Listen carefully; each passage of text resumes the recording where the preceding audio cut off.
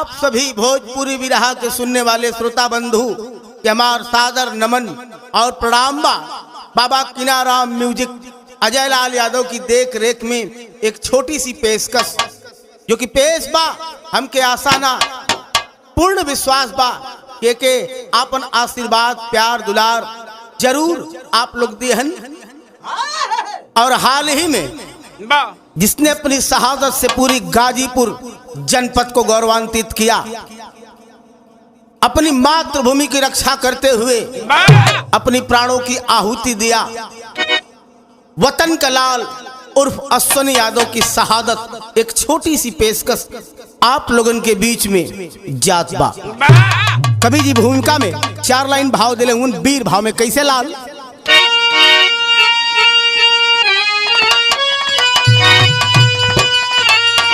तो सिंघनी कोख से लेके अपना जन्म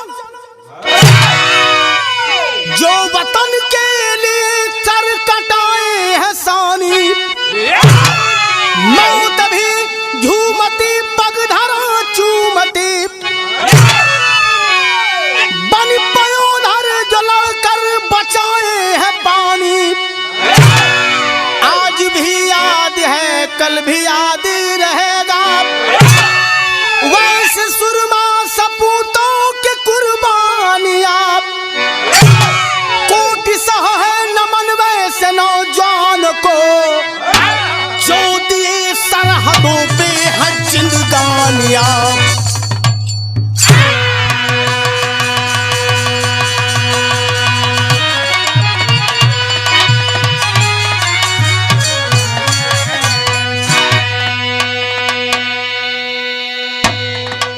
जब भी हिंदुस्तान के मान सम्मान पर ये पाकिस्तानी आतंकवादी हमला किए हैं, तब तक हमारे देश के जवानों ने उनका मुंह तोड़ करारा जवाब दिया है। तो एक लाइन कव्वाली, लेकिन ये भी ये हिंदुस्तान मादरे वतन के लिए। आखिरकार हिंदुस्तान है क्या? हिंदुस्तान वाकई में है तो हम हिंदुस्तानियों की जान है। तो आइए हम सब मिलकर के एक प्रण करते हैं। कैसा प्रण है बारे प्रीतम बाबू?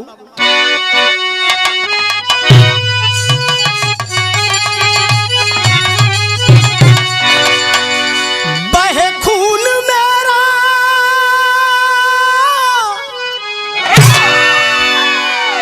अरे बहे खून मेरा चमन के लिए,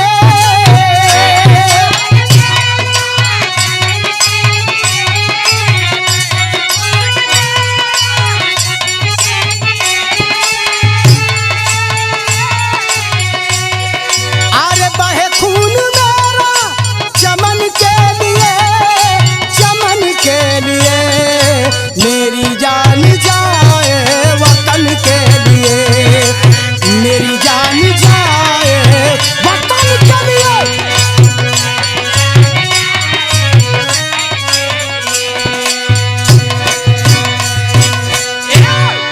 एक लाइन इस जवानन के शान में रहल है, लेकिन यहाँ कवि के बड़ी अच्छी कोशिश बा लाइन हो वीर भाव में कैसे लाल। अरे भले ही लहू में भले ही लहू में नहाएंगे हम,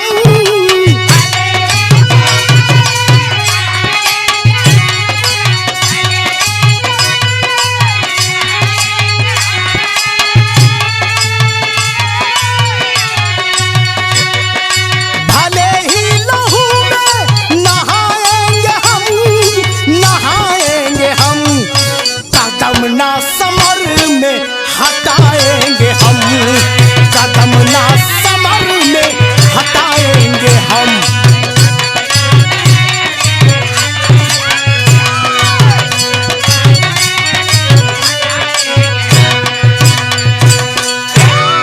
इरहल वीर जवानन के लिए, लेकिन यहाँ पर जौहरी में 4 लाइन भाव लिखल बा। ए देश ई धरती कैसन धरती बा ओकरे बारे में कैसे लाल।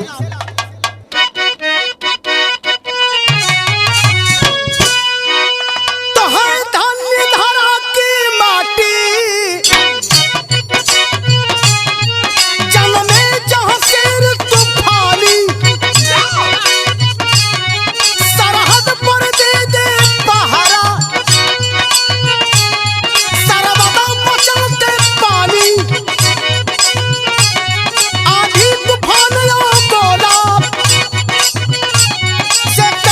नहीं है डरते, सन्मुख जो आए उनसे वे कान ठोक कर लड़ते। ए धरती पावन मेरी जहाँ जन्मे कुंवर कन्हाई, अवतार लिए है आकर बारी के लिए रघुराई। दुश्मन जब जब चले आए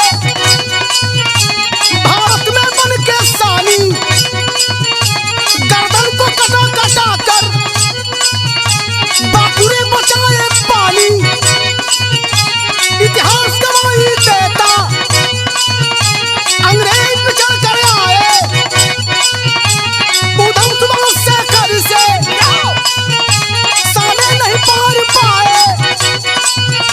ए पाक तुम्हारी हस्ती ना रही ना रह पाएगी, भारत के वीर मानव से मिट्टी में धंस जाएगी। जियो जियो जियो से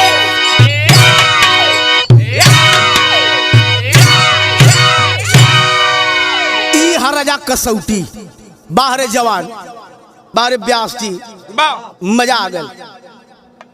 आए बाबू, कहानी पर गौर करेंगे। गाजीपुर की बलिदानी धरती से ली गई और यदुवंश कुल में जन्मा श्री राम यादव के घर में 3 बेटे, और तीनों बेटे में सबसे बड़ा बेटा जिसका नाम प्यार से अश्वनी यादव रखा गया। और धीरे धीरे धीरे धीरे अश्वनी यादव के बड़ा प्यार दुलार सब देत बा। माई दिन रात अपने बचवा के दुलरावत थी। लेकिन है भैया, जब धीरे धीरे अश्वनी यादव को उम्र बढ़ल है तो अश्वनी यादव के दिल में एक बचपने से जज्बात रहल कि देश के प्रति, हिंदुस्तान के माटी के प्रति। एक दिन अपने मतारी लाल मुनि देवी से जाकर के बेटवा अश्वनी यादव कहत बा। कैसे कहत बा? ए भैया, एक मतारी बेटा का प्यार का होला, ये लाइन में आप लोग के समझ में आई।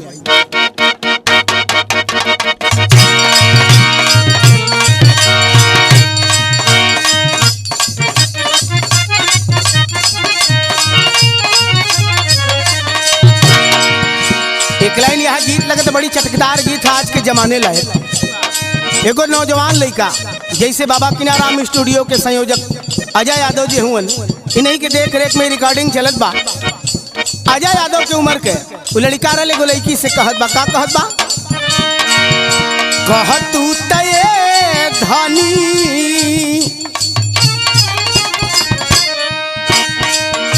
कहतू तये धनी अरे ओढ़नी हो जाती, ताही ओढ़नी ओढ़ा तू समान नयरा।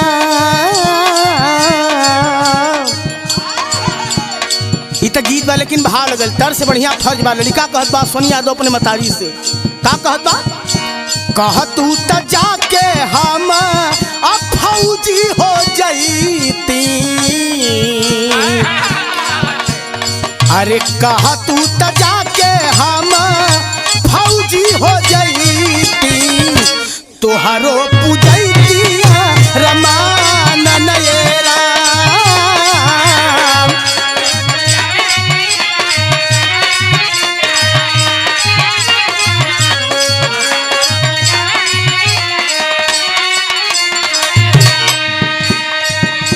घरवा के सिचती माई उजड़ल कियरिया,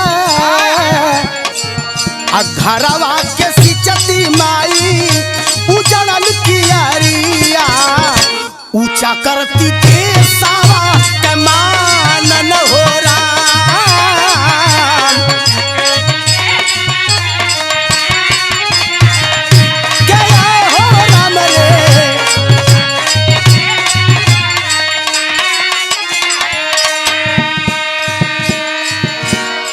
लड़का अपने मतारी के माई, बस तोहार आशीर्वाद हमके चाहिए। एगो बात कहल चाहत है, हमार इच्छा बा कि अब हम अपने पैर पर खड़ा हो गए ही, हाथ गोड़ से निमन हो गए ही, दिन रात हमके पाल पोस के इतना बड़ा कर लू, हम देश के मान सम्मान बचावल चाहती, तोहार अरमान पुजावल चाहती। माई कहले रे बेटा बड़ा खुश देखा हुआ बात का गलस माई हम फौज में जायल चाहते। आए हाय इतना सुनकर के माई करेजे पर हाथ त रखले बा, लेकिन अश्वनी यादव मनावत हम माई के जावन जावन कहबू माई तवन करबा कमावा।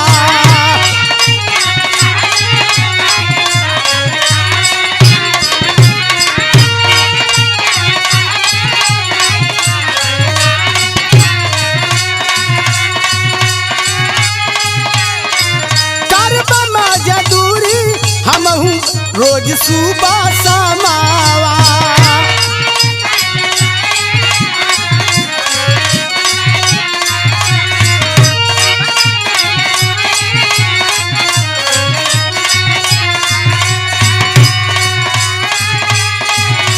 ए माई तुहार हर बात माने बदे तैयार है, कहबू तो जूरी मजबूरी करके देह जिया ले सबके पाल ले, लेकिन एक बात कहती हाथ जोड़ के काहे कि तू मतारी हम तोहार लाल है। मतारी के जियरा गाई सम होला बेटा कसाई सम होला। तो सुना एगो बात कहल चाहत है, का कहले बात सुनी यादव तोहरे सिवाना कोई धर के राखवारावा, तोहरे सिवाना कोई घर के राखवारावा, तोहरे पेटी कल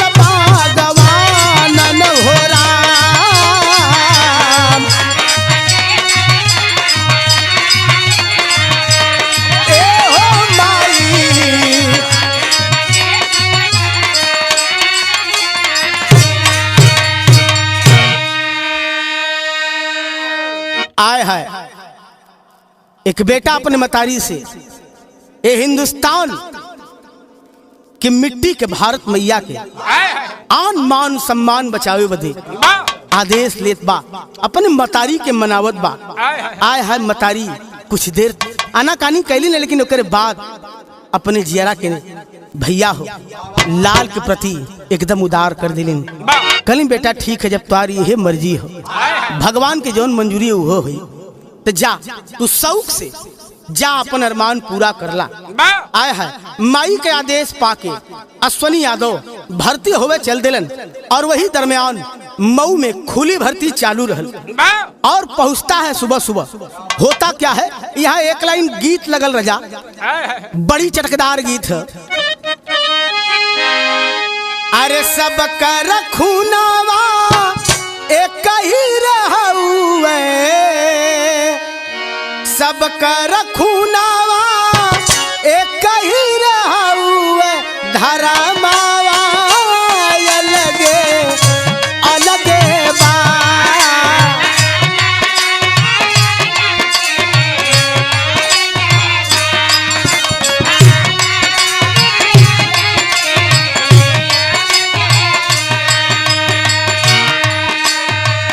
अश्वनी यादव खुली भर्ती देखने के लिए गया है, फौज में भर्ती होने के लिए, लेकिन इधर माई लालमुनि देवी का हाल बा।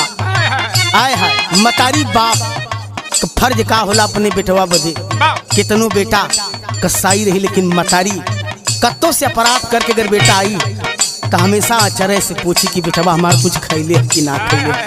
आए है कहना बा बहाबा, अरे गोदिया मसो से माई,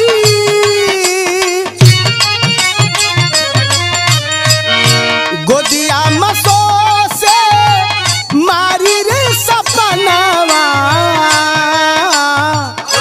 गोदिया मसो से मारी रे सपनावा, जमानावा तोहरे ऊपर बा,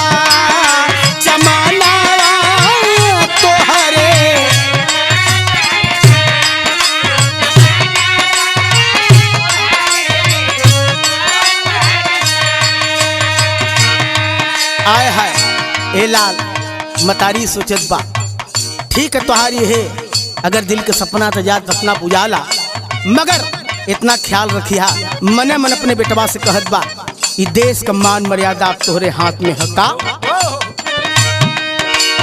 अरे देशवा के शान बनिहा फौजी नौजवान हो।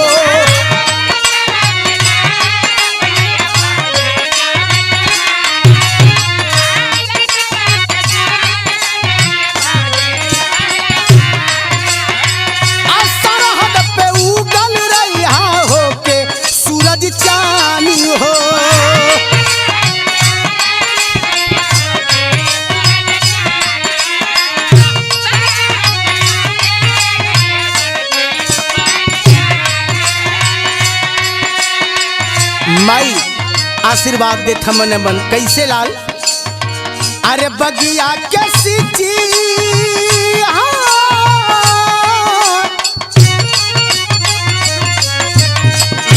बगिया के सिची है हमारो लाला नावा।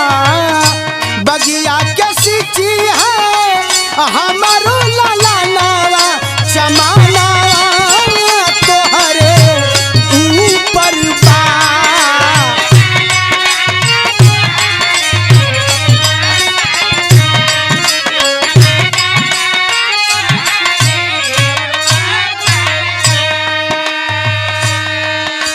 ए पंचो जब भर्ती खुली देख करके आयल बा जा करके अपन वहां पर जो भी फौज में भर्ती होए के लिए जरूरी होला सब कैले के बाद पास भइलन और पास होकर के फौज में जब भर्ती होकर के बेटा बड़ी खुशी खुशी घरे आए है। मतारी अपने बेटवा से कहलस कि बाबू अपन अरमान पूरा कर ला ना कौनो बात ना।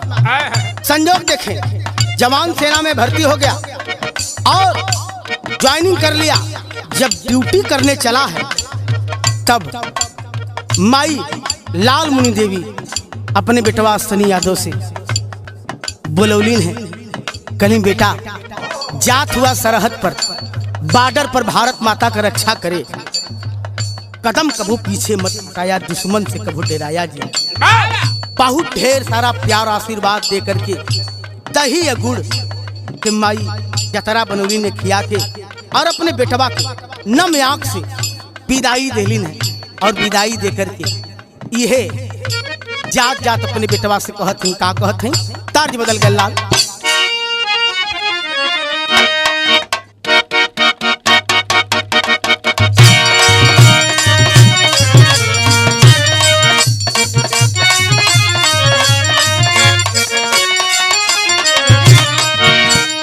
एगो गीत यहाँ पर लगत बा माता गौरा पार्वती भगवान भोलेनाथ से कहत हैं का कहत हैं।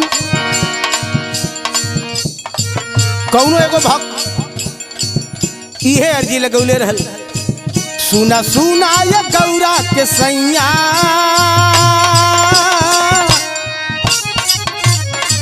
सुना सुना ये गौरा के सैया काहे मन भावे बेद के पतैया।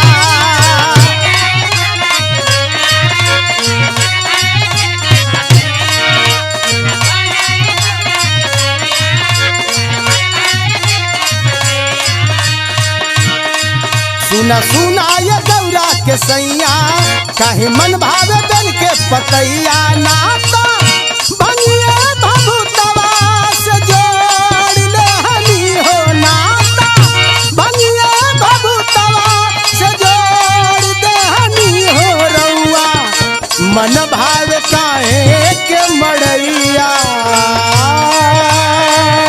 हो। रउआ मन भावे काहे के मड़ैया महल में रहल छोड़ दे हनी।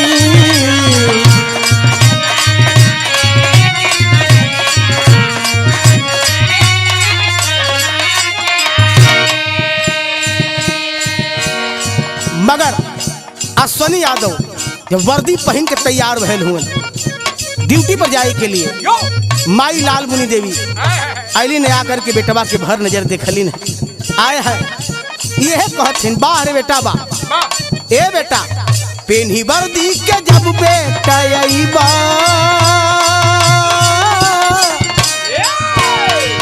पहिरी वर्दी के जब बेटा अइबा अपने माई के बिहसत पैबा।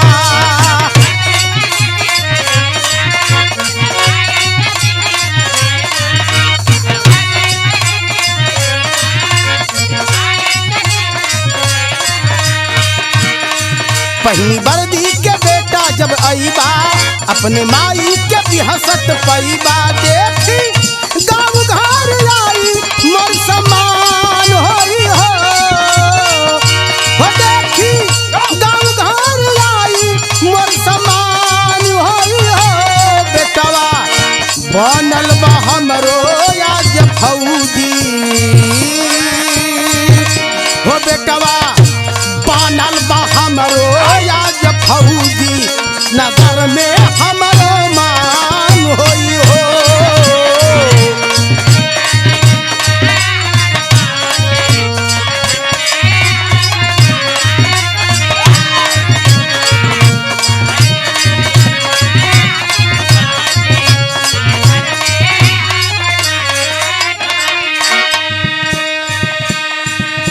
ए बेटा जहिया तू वर्दी पहिर के जैबा न आए है हमार मान सम्मान और दूना बढ़ जाई ये लोगन के नजर में, ये नगर के नजर में। इतने ना और माई का कहत है आवे लगे है दारे हमारा बड़हर में हमान हो।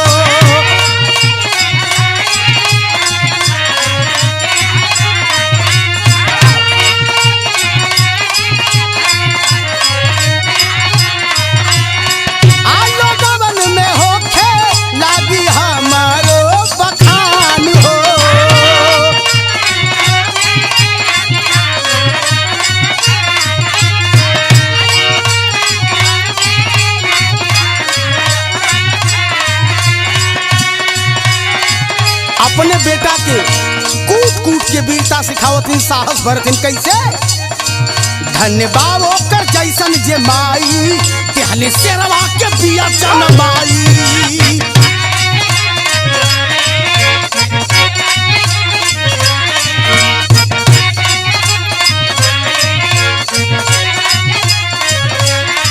धन्यवाद होकर जैसन जे माई पहले शेरवा के बिया जनमाई। हमारे दिलवा का पूरा अरमान होई हो, हमारे दिलवा का पूरा अरमान होई हो। बेटवा बनल बाटे आज हमर फौजी हो, बेटवा बनल बाटे आज हमर फौजी नगर में हमर मान होई हो।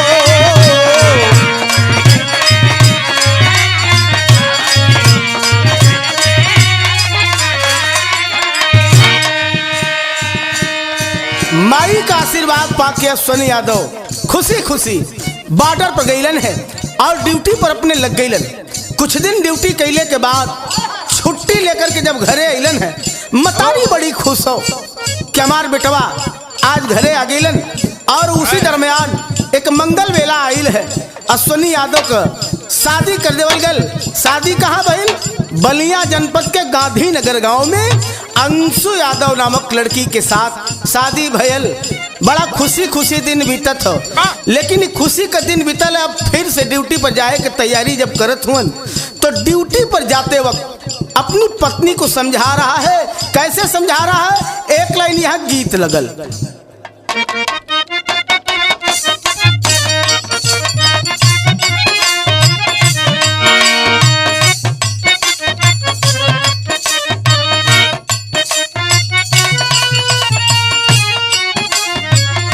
प्रेमी कहला प्रेमिका से, जा जान खुश रहिहा तू हमके भुला के।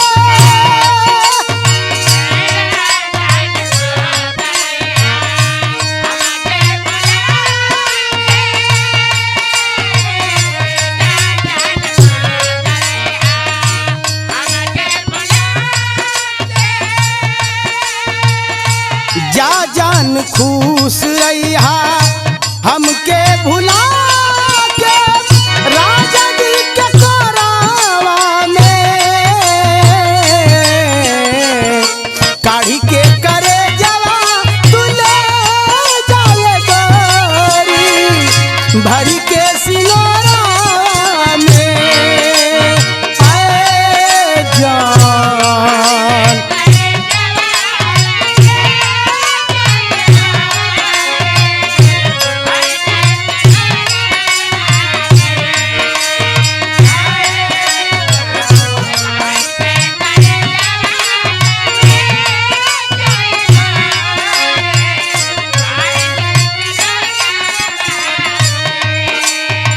तो गीत बा, लेकिन अश्विनी यादव अपनी अर्धांगिनी से कहता है, अंशु से का कहत हुन, समझावत हुन के मोर रानी, हम तो बॉर्डर के फौजी है, कब दुश्मन के गोली का निशाना बन जा, मगर एक बात तो अपने खूटे गठिया लिया। का सिखावत हुन, अरे जाता नी जान हम तब, जाता नी जान हम तब खुशहाल रही हो।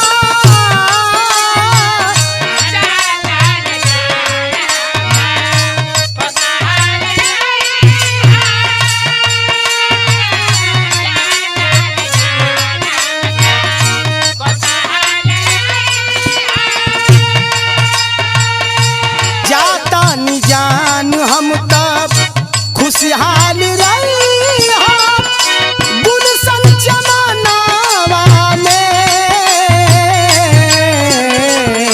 अचरा से धोई हो माई के चरनावा, घरवा अंगनावा में ए रानी।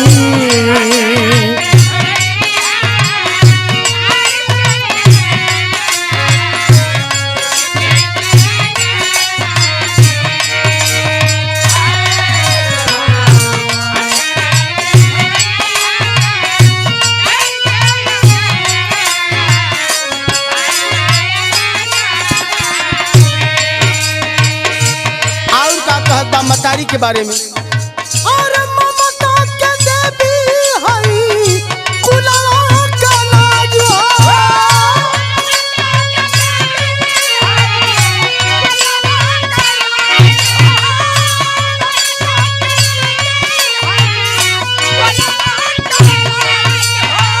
अकर जी नदी हारानी उनका के काज हो।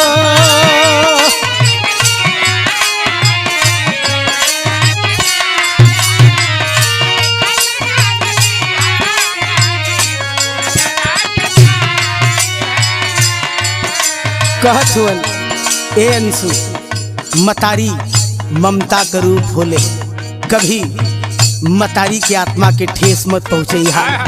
और एक बात और बताओ तुम का मतारी के बारे में, दोनों जुन ध्यान रखिया देवरन के देवी हो,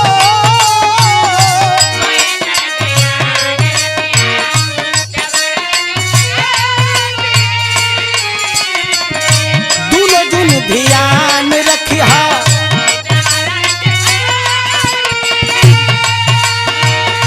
दोनों जुन ध्यान रखिया देवरन के देवी, बसा के परानावा में अचरा से धोइहा माई के चरनावा, घरवा अंगनावा में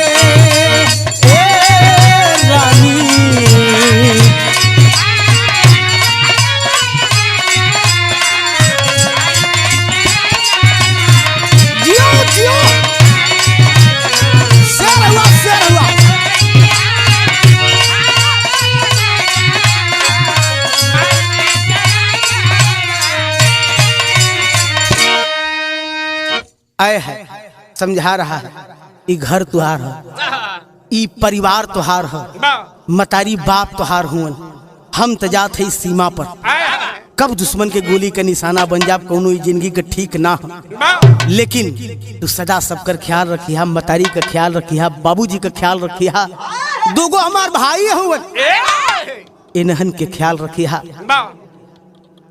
और घबरा मत, हम जाते फिर जल्दी वापस लौटब। इतना कह करके आता है जवान बॉर्डर पर ड्यूटी लगा गई। उसी समय जनरल ने, सेना के जनरल ने आदेश दिया कि कुछ पाकिस्तानी आतंकवादी हमारी सीमा में कटबंधे के तार को काट करके घुसना चाहते हैं, आप तुरंत जा करके उनको रोकने का काम करें और जवानों को साथ लेकर के अश्वनी यादव बॉर्डर पर चलता है, लेकिन यहाँ पर तर्ज बदल गई।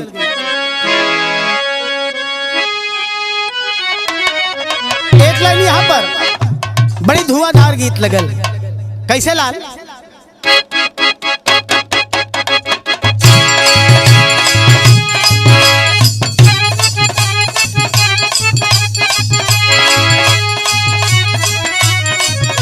वह गीत बा, अरे मायनपुर ना भैरव बाबा, मायनपुर ना भैरव बाबा, रहा न कोई बाकी, बम बम बोल रहा है काशी।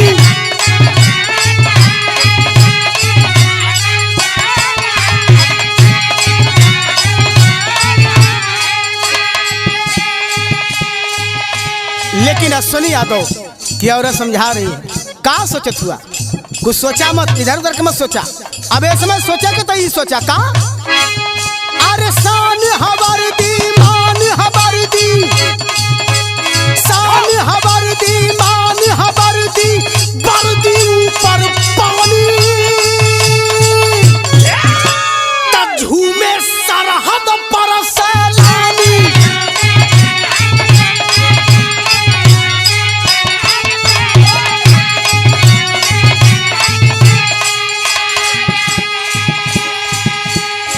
और का सिखावत बा, अरे हिंद हमारा प्राण से प्यारा, हिंद हमारा प्राण से प्यारा, वीर कहे हर साई।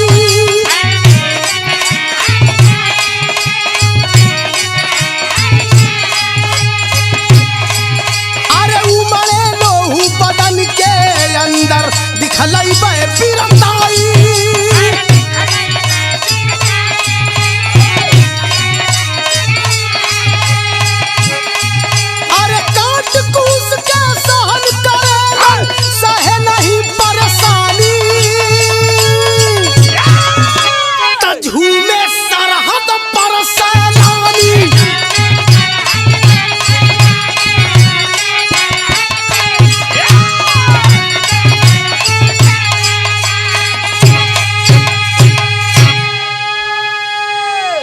औरत की बात बड़ी अच्छी लगल, मुस्कुरा करके दिखलन और गले से लगा लिया, वाकई में तुम वीरांगना हो।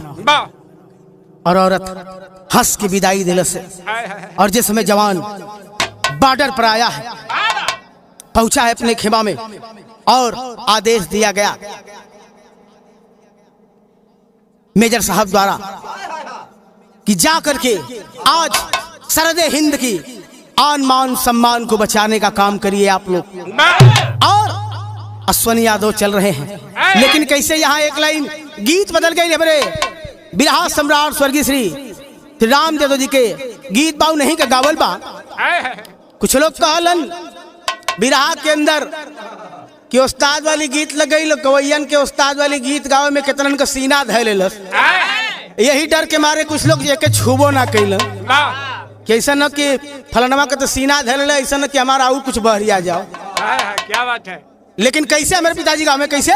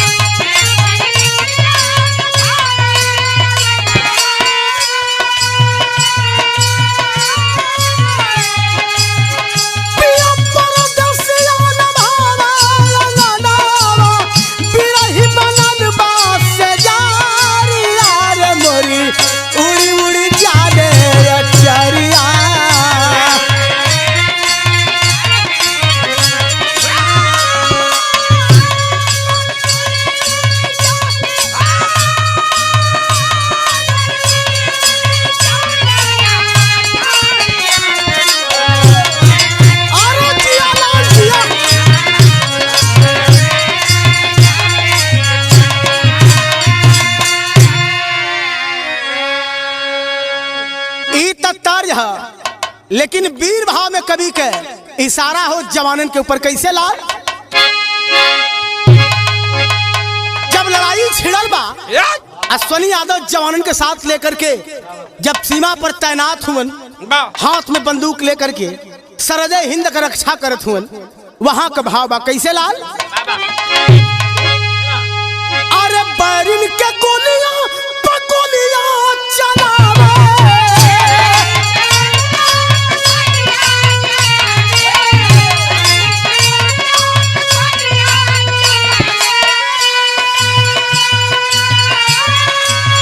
बैरिन के गोलियां पगोलियां चलावे,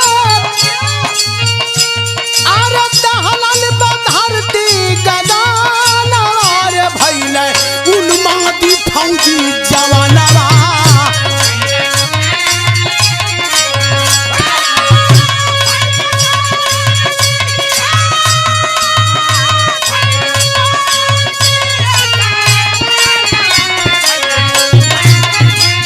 अरे पवन में प्यासी पवन में।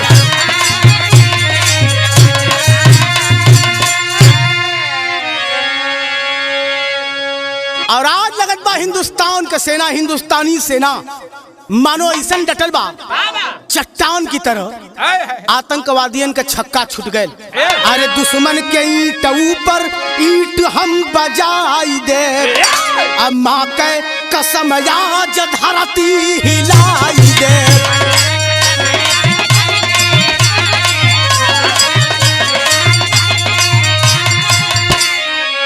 अरे सरनी का दूधवा का कीमत चुकाई बा, अरे कट जाई भले गरदाना रे गरजल उन्मादी फौजी जवानवा।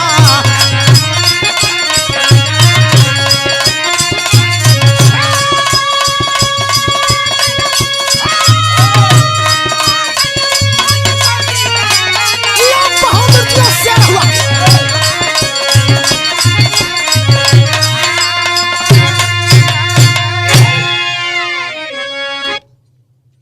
लड़ाई घमासान छिड़ गई दोनों ओर से।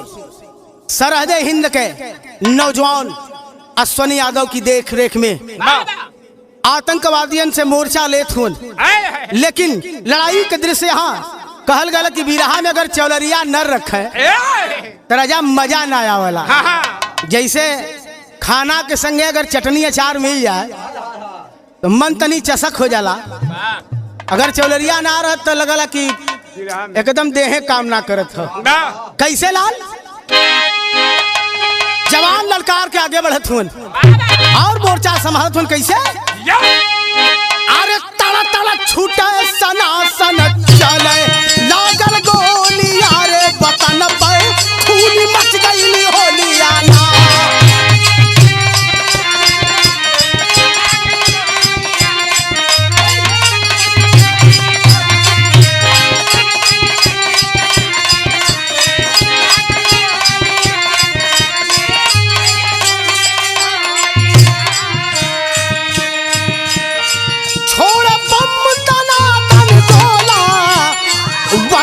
साजवान एक बोला जइहा ही वतन के पानी उगली समर भूमि में सोला। डोला उठी है भल ही रूकी नाही टोलिया हो वतन पर खून मच गई होलिया ना।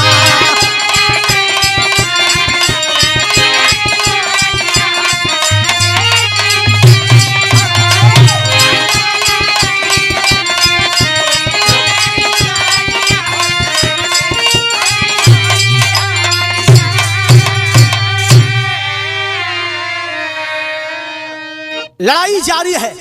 सरहदे हिंद के जवान डट करके मुकाबला करते हैं, आतंकवादियों को मार गिराते हैं, लेकिन बाबू संयोग खराब हुआ और अश्वनी यादव मां भारती की रक्षा करते हुए दुश्मन की एक गोली आकर के लग जाती है और गोली लगते ही वह जवान हाय मां कह करके धरती पर धराशायी हो जाता है। वीर गति को प्राप्त हो गया और 22 मार्च 2020 को जब घर पे खबर जाती है, चारों तरफ कोहराम मचा हुआ है। चारों तरफ लोग रो रहे हैं, विलाप कर रहे हैं उस नौजवान की याद में। लेकिन यहाँ पर तेरी में भाव लगल मास्टर, बढ़ला बढ़ला।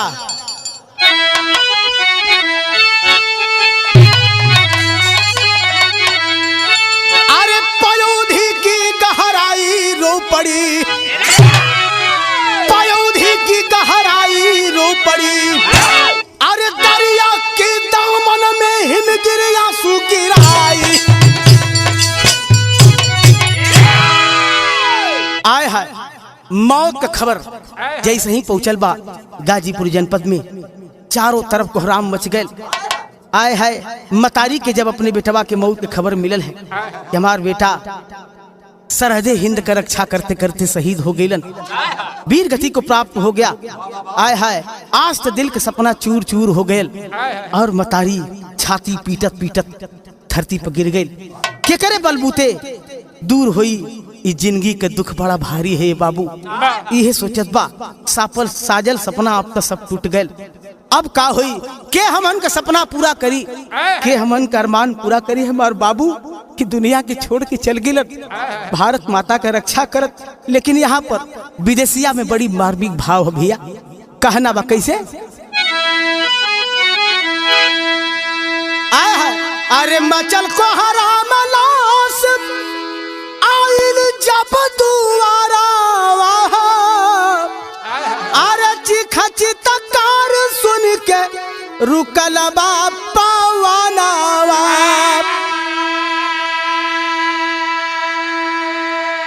अरे दिन करी की ज्योति छिपल अम्बुद के भीतरिया हो, आंसुआ गिरावा बाबू यवनिया गानावा। एक तरफ धरती और एक तरफ आसमान रो रहे हैं, चारों तरफ कोहराम मचल हो, देखवैयन के भीड़ लगल हो अश्वनी यादव के एक झलक पावे के लिए। लेकिन है बाबू, अरे बजरा के छाती फाटे सुनी के रुदाना, अरे सजला सजावल बिरथा हो गईला सपनावा। आय हाय, आज मतारी की आंख में आंसू रो रो करके अब यह घूम घूम लोगन से कहत बा कि हमारा सपना पूरा करी। अरे लसिया निहारी रोवा दूनो रे पीराना, आवे ना चयनावा व्याकुल बाट मनावा।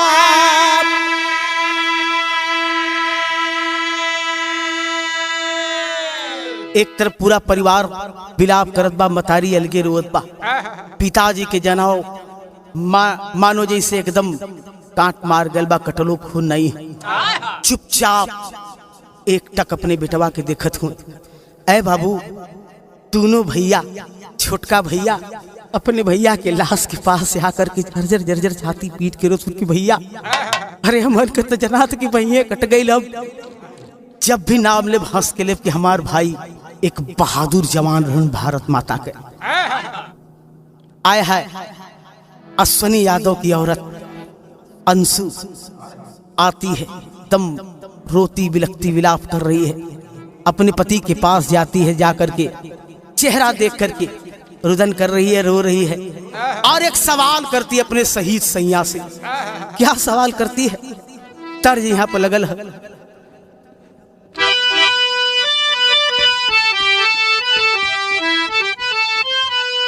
तर्ज से बढ़िया फर्ज है।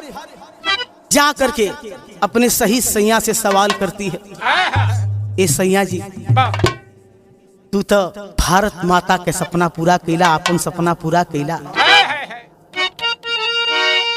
यह सवाल करत है कि जिंदगी का खुशी छिनला पजर गिराई मोर कन्हाई ओ, मोर कन्हाई ओ, के तोहर राधा के हंसाई मोर कन्हाई ओ, के तोहर राधा के हंसाई।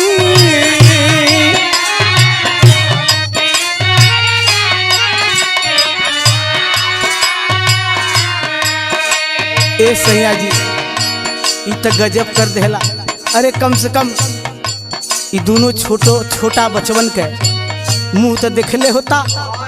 आया है अरे दोनों रे सुगानवन के साथ छोड़ दी हाला, साथ के बीरानवन के आस तोड़ी दियोला।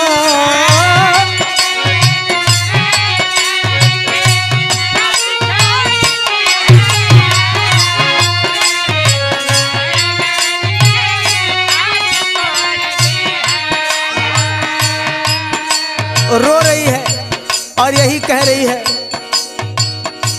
कि अब बुलाई कही के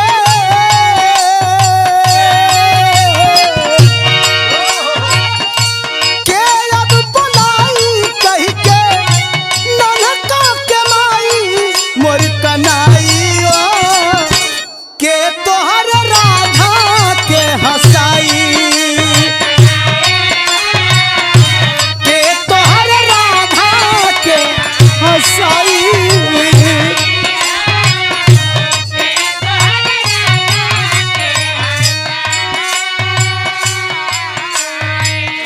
और इतना सुन करके जितना लोग खड़ा हुन बड़ी भीड़ लगल बा। सब लोग मानो पत्थर का कलेजा तो वो फाट जाला, दांतों तले अंगली दबा लेना लोग। और केहू ऐसन भीड़ में बाकी ना बाकी जेकरे आंख से आंसू छलकत बा, सब विलाप करत हो।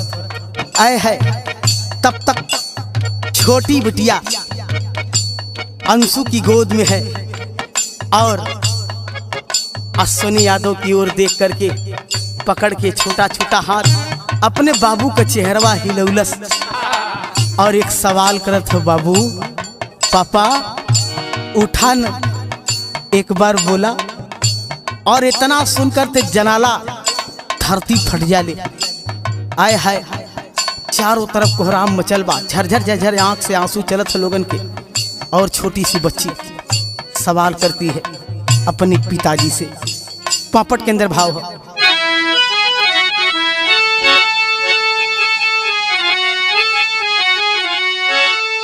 छोटी बच्ची रो रही है, कर रही है, क्या कर रही है? अरे टाफी के लिया खेलवाना पापा बुलाना, तो टाफी के लिया खेलवाना पापा बुलाना। काहे नहीं खोलता आज नया नवा पापा बोलता ना। रो रही है अश्विनी यादव की बेटी और सवाल कर रही है, पापा आँख खोल के एक बार कम से कम मन के देख तला। आए हाय तब तक सवाल कर रही है अपने पिताजी से वह बिटिया माँ की गोद में। और सवाल करती, क्या सवाल करती है? माना बना ही सुनीला पापा के तनो हमें मनई बाहो, अब बोला बना ही जब जब हमके गोदिया तू उठाई बाहो। हमके गोदी उठाए कोशिश करवाना तो हम तोरे गोदी ना आई। कितनो हमके मनईबा, कितनो टाफी दीबा, कितनो खिलौना दीबा, मगर आज हम तो से गुस्सा होते, अब हम तो से कभी न बोले पापा। इतना सुन करके मानो कलेजा फटल जात है लोगन के। आए है और कह रही है, क्या कह रही है? कि तोहरो प्यारी बिटिया करे रुदनावा पापा बुलाना, आ तोड़ा तबाटा कहे तू अरमनवा पापा बुलाना।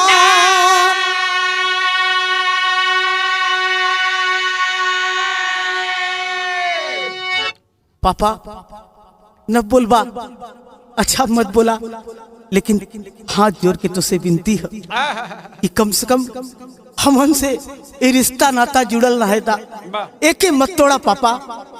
इतना सुन करके एक छोटी सी बच्ची का विलाप, सेना के आला अधिकारी खड़े हैं, उनकी भी आंख से आंसू चलने लगा और जल्द से जल्द आगे की कार्रवाई करना चाह रहे हैं। और तुरंत तेजी दिखाते हुए अर्थी को उस वीर जवान की अर्थी को तिरंगे झंडे में लपेट करके रख करके ताबूत में अर्थी सजा करके जिस समय ले करके चलते हैं शमशान भूमि की ओर, वाह तो होता क्या है आल्हा में प्रमाण है।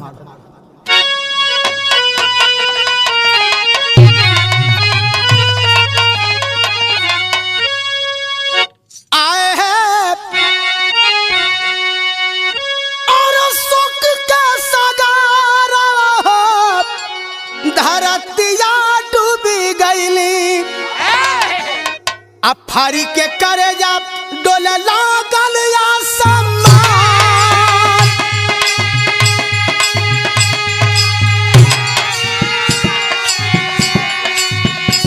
अरे यार थी उठल बा जब की फौजी से रवा के,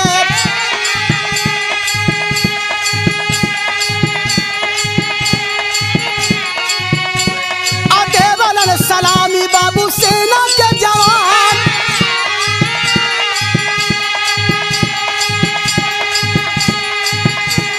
नेता अभिनेता प्रशासन के हुजूम आवाज,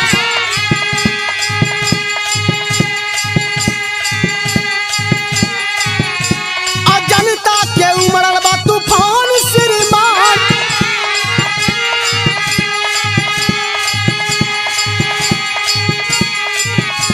और लॉकडाउन तोड़ कैला जान के विदैया,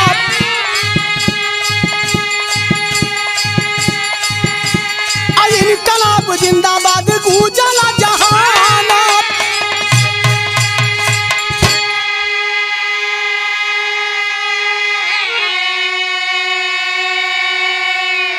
जिस समय उस सरहद हिंद फौजी जवान उस शेर की अर्थी उठ करके चलती है, चारों तरफ चित्कार ही चित्कार, बड़ा ही माहौल गमगीन है चारों तरफ। नेता अभिनेता शासन प्रशासन के लोग और योगी सरकार की ओर से जो भी मदद की गई, मगर उस टाइम हमारे देश के अंदर आज भी वही सिलसिला जारी है।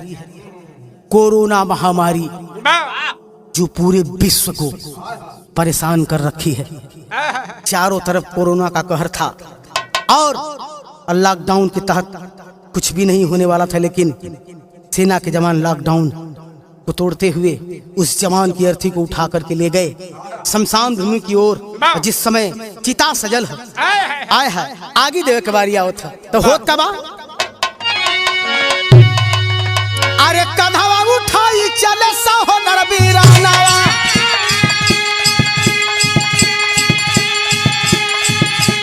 तोड़ी के पराई गईला भैया रमान। अरे तोहरे भरोसे उगल रहे पवन, हो गईल बखरिया बनावल सुनसान।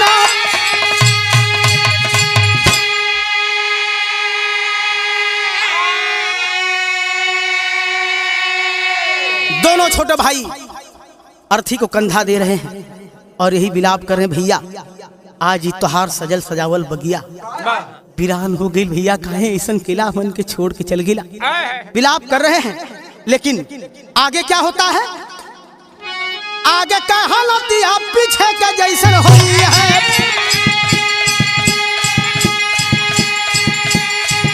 अरे छीन जाए अधर के हमन के मुंह से कान, पहुंचल पलोस जबकि गंगा के कछरिया।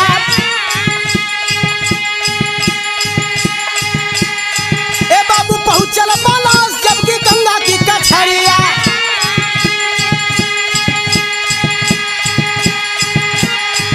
अरे कहे गंगा माई धन्य गाजीपुर के शान।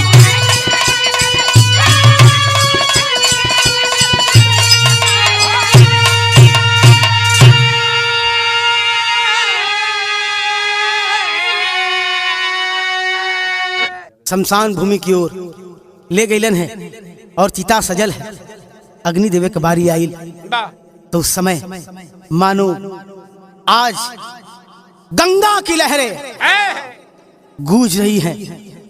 धन्य हो ए गाजीपुर के शान, ऐ मेरे बेटे, तुम महान हो। तुमने इस हिंदुस्तान का मान सम्मान बचाया। धन्य हो तुम, तुम्हारा नाम रहेगा इतिहास के पन्नों पर लिखा जाएगा। आखिरी भाव में कहना बका,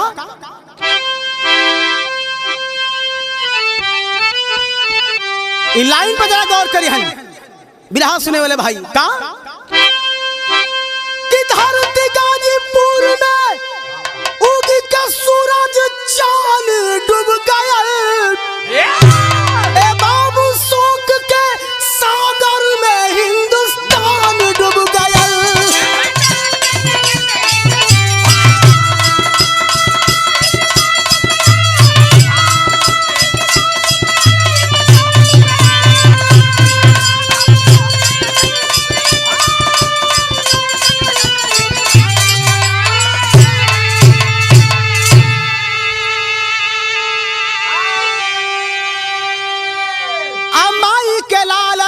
सीमा का पहरुआ आगम घर नागरिया के रहला दुलरुआ,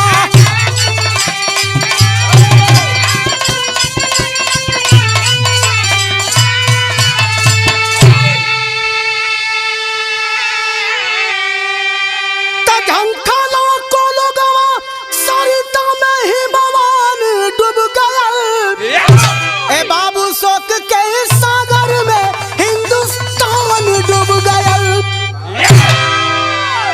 सारा हिंदुस्तान मानो आज इस वीर जवान की शहादत पे विलाप कर रहा है और धन्य धन्य कह रहा है। और मैं अपनी पूरी टीम की तरफ से लाख लाख धन्यवाद देता हूं इस सरहदे हिंद के जवान को, अस्सनी यादव को। इस दुनिया में जब तक सूरज चांद रहेगा, अस्सनी यादव का नाम रहेगा। धन्य है हमारे देश के जवान, जिनके बदौलत, जिनके बलबूते आपकी और हमारी सांसें आज चल रही हैं। आखिरी में कहना है क्या, अरे करला विदाई बेटा यगिया लगाई हो, अदहले कलेजा छाती फाटे भी हराई हो।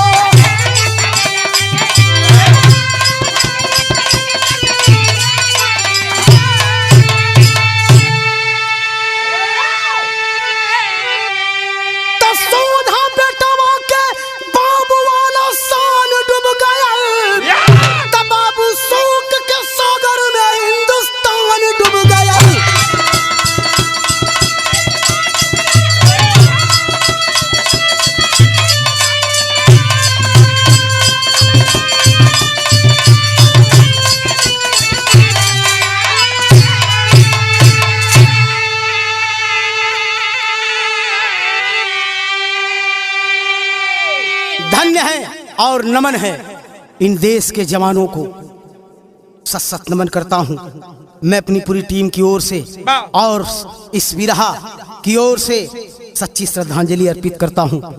हिंदुस्तान जिंदाबाद है, जिंदाबाद रहेगा। आखिरी परिचय है गुरु बिहारी गुरु गणेश गुरु रमलाल जी ज्ञानी, रामदेव चंद्र का बिना परसे नैनों से पानी, पयोधी की गहराई रो बड़ी, ज्ञानी कवि सुरेंद्र का झंखा कविताई, पयोधी की गहराई रो बड़ी।